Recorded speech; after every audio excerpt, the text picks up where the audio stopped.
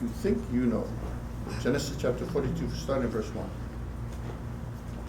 Now, the backstory to this is 12 years earlier, the sons of Jacob had sold their youngest brother at that time, Joseph, into slavery because they were jealous, and they were going to kill him, and Judah said, no, we don't need to kill him. Let's just sell him.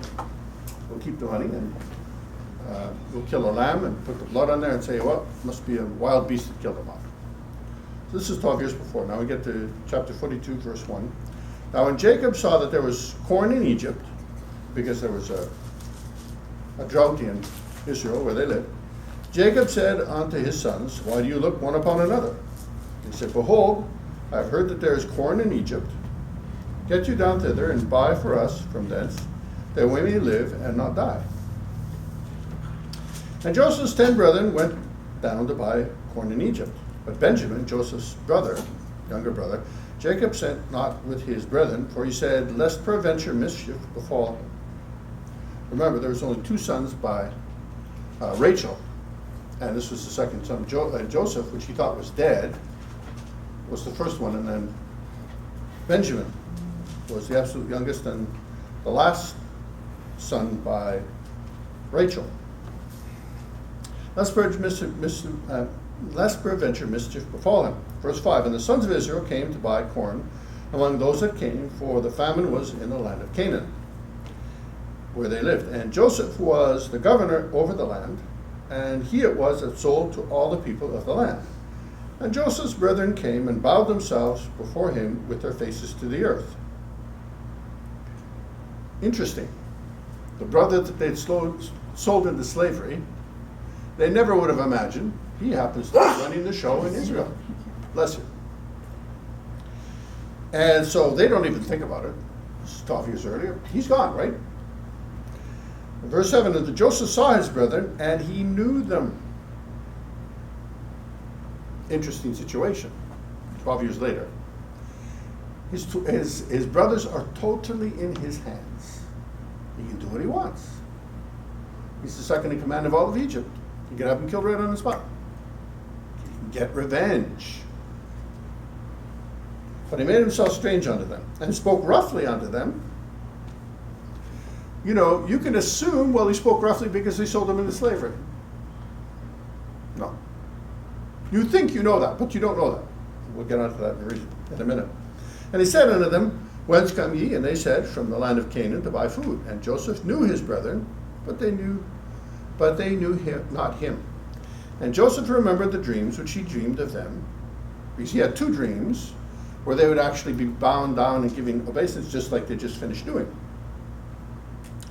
Joseph remembered the dreams which he dreamed of them, and he said unto them, you are spies. To see the nakedness of the land are you now come. And they said unto him, nay, my lord, to buy food are thy servants come. We are all one man's sons. We are true men. Thy servants are no spies. And he said unto them, nay, but you come to see the nakedness of the land are you come. And they said, thy servants are 12 brethren, the sons of one man in the land of Canaan. And behold, the youngest is this day with our father, and one is not.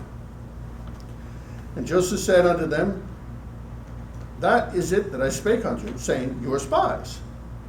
Hereby you shall be proved. By the life of Pharaoh, you shall not go forth hence, except your youngest brother come hither. Now this gets interesting. So it's like, put yourself in the brother's situation. They come into Egypt. They're expecting to buy grain.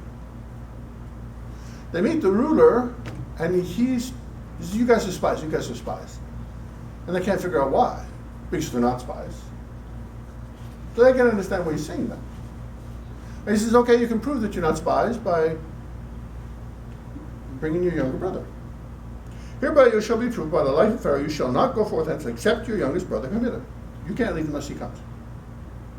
Well, what's that got to do with whether they're spies or not? It doesn't make any sense. Prove that you're not spies by bringing your younger brother. It's like, how is that proof that you're not a spy? They don't even ask that question, though. They don't even think about the circumstances. Like, Send one of you, and let him fetch your brother, and you shall be kept in prison, that your words may be proved, whether there be any truth in you, or else by the life of Pharaoh, surely you are spies. And he put them all together into ward 3 days, and basically in prison 3 days. And Joseph said unto them the third day, This do and live, for I fear God. If you be true men, let one of your brethren be bound in the house of your prison, go ye, carry corn for the famine of your houses, but bring your youngest brother unto me, so shall your words be verified, and you shall not die. And they did so. So it's like, okay, this is the deal. I'll let you all go back, but one of you got to stay. You'll stay in prison. The rest you can go back and get your younger brother. You can go with the grain that you asked for. No problem. You pay for that. You can go. Again, you know, they're not thinking. It's like, but this doesn't make any sense. They thought they knew what they were told is the truth. And it has nothing to do with the truth. Because they didn't know this was their brother they were dealing with. And they certainly didn't know the motivation of their brother. Why? Because I doubt that even Joseph knew his motivation. Let me explain. Further on, Joseph explains to his brethren and to his father, it's like, you know, they meant evil to me, but God meant it for good, so I could work deliverance. But you know, until he's in the situation where he can do it, you don't know. Every one of you, and me included, can say, in this situation, I will do X. But you don't know that's true until it comes. You don't know. It was the same thing with Abraham. God called Abraham to go sacrifice his son. Abraham didn't know till he raised that knife to kill his son that he could do what God called him to do. Why? Because this is his only son. That was, in this life, that was the most important thing to him. So it was a matter of, well, is it more important to obey God or actually not understand what God is doing and still do what he tells me to do? Until the crunch comes, you don't know. Verse 21, and they said one to another, We are verily guilty concerning our brother, in that we saw the anguish of his soul when he besought us, and we would not hear. Therefore is this distress come upon us. So it's like, okay, so they're meaning, yeah, this is, and that's not necessary. So, and Reuben answered them, saying, Spake I not unto you, saying, Do not sin against the child, and you would not hear? Therefore, behold, also his blood is required. Now he's getting on their case. I told you guys not to do that, and you did that. But what's that got to do with the present circumstance? I mean, even from their perspective, it makes sense, but it doesn't make sense, if you know what I mean. It's like, okay, we've got a bad situation now because of what we did previously. But there's no direct linkage here because they don't know that Joseph is their actual brother.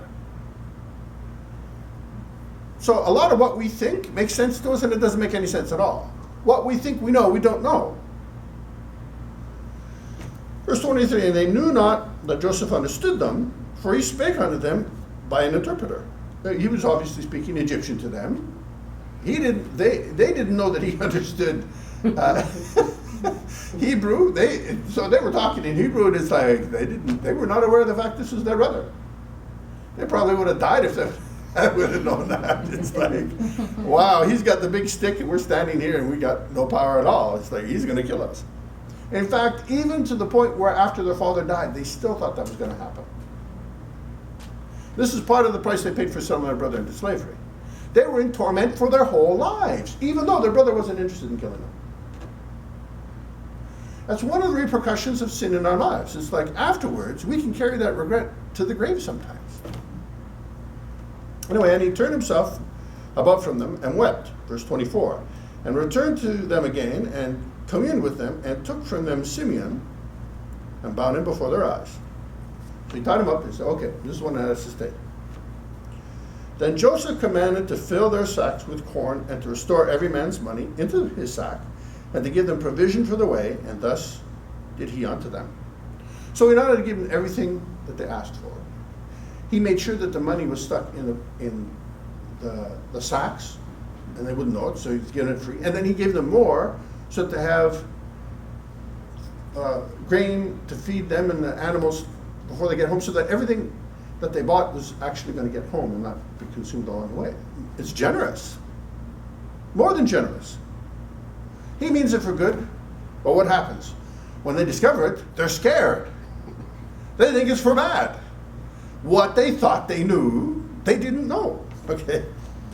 And he laid at their asses with the corn and departed thence. And as one of them opened his sack to give his ass provender in the inn, he espied his money, and behold, it was in his sack's mouth. And he said to his brethren, my money is restored, and lo, it is even in my sack. And their heart failed them, and they were afraid, saying one to another, what is this that God hath done unto us? It's a blessing, and they're scared that it's bad news. Does that sound familiar? It's good news, but it must be bad news. Why? Because good news doesn't happen to me. So it must be bad news, right? And they came unto Jacob their father, verse 29, unto the land of Canaan, and told him all that befell them, saying, the man who is Lord of the land spoke roughly to us, and took us for spies of the country. And we said unto them, we are true men, we are no spies. We be 12 brethren, sons of our father. One is not, the youngest is this day with our father in the land of Canaan. And the man, the Lord of the country, said unto us, hereby shall I know that you are true men. Leave one of your brethren here with me, and take food for the famine of your households, and be gone. And bring your youngest brother unto me. Then shall I know that you are no spies, but that you are true men. So will I deliver you your brother, and you shall traffic in the land. You can do business here, but you got to bring your brother. Verse 35. And it came to pass as they emptied their sacks, that, behold, every man's bundle of money was in the sack. And when both they and their father saw the bundles of money, they were afraid. And Jacob their father said unto them, me have ye bereaved of my children. Joseph is not, and Simeon is not, and ye will take Benjamin away. All these things are against me. And that's exactly how it looked at that time. But what he thought he knew, he didn't know. Why? Because we know the end of the story. He gets all the sons back, even the one he thought was dead, and he gets provision in the land of Egypt. So instead of having to buy food all the time, he's actually provided for. Even better deal. It's like winning the lottery. What he thought he knew, he didn't know. What he thought was bad was actually good. And Reuben spake unto his father, saying, slay my 2 sons, if I bring him not to thee. Deliver him into my hand, and I will bring him to see thee again. And he said, Jacob, my son shall not go down with you, for his brother is dead, and he is left alone.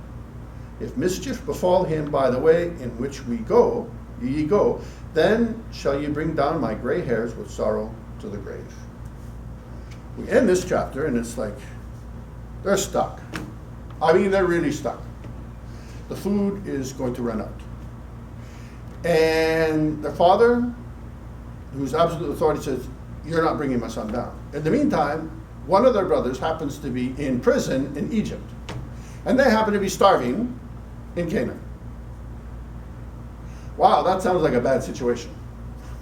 And it looks like a bad situation. But God has a way of getting us to do what we need to do. What we think we know, we don't know. Why? Well, God was obviously working in Joseph.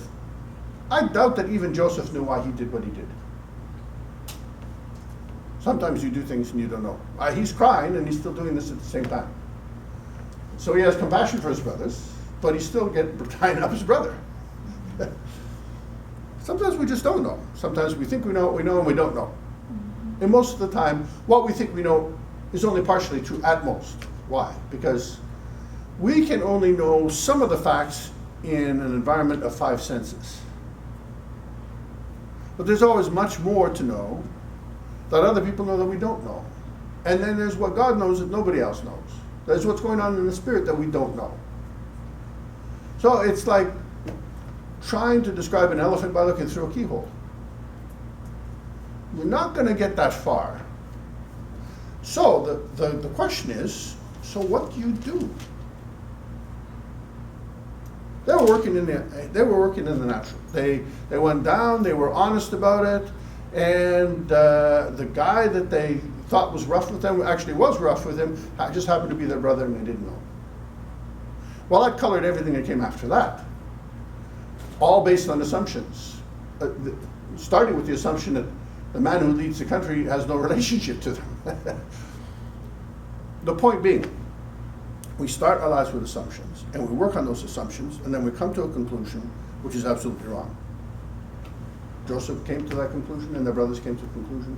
They saw that they were in a bad situation, but God works it all out in the end, because God will still have his will and way. The fact that we're working under misconceptions in the meantime is our problem. It's not God's problem.